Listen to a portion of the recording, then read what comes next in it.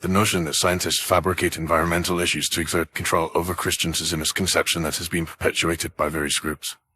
This idea is not only unfounded, but also undermines the crucial work that scientists do to understand and mitigate the impact of human activities on the environment.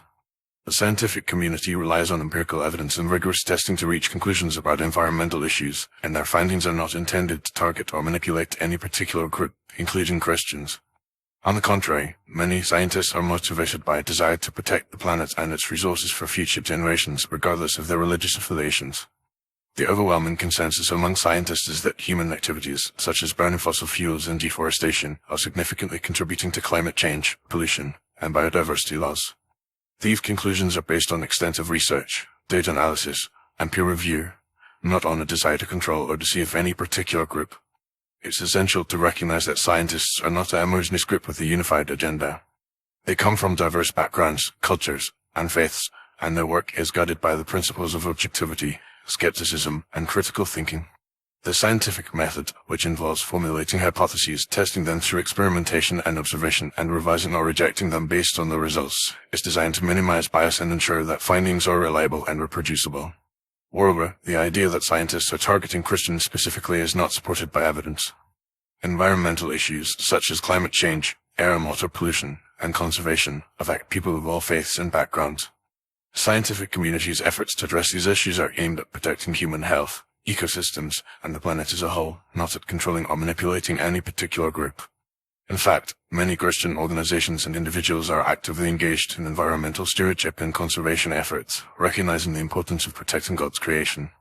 The notion that scientists are trying to control Christians is not only unfounded but also divisive, as it creates unnecessary tension and mistrust between the scientific community and people of faith.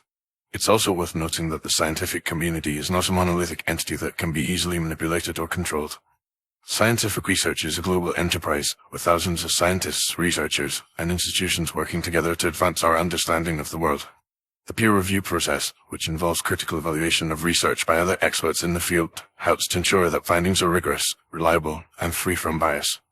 In addition, the accusation that scientists are making up lies about the environment to control Christians is often based on a lack of understanding of the scientific process and the complexity of environmental issues.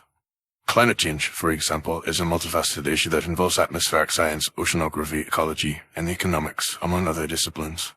The scientific consensus on climate change is based on decades of research, data analysis, and modeling, and is not a simple or fabricated story.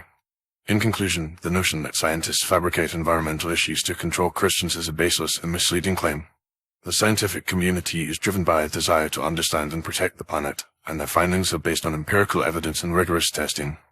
Rather than creating unnecessary tension and mistrust, we should be working together to address the complex environmental challenges we face, recognizing that our shared goal is to protect the planet and its resources for future generations.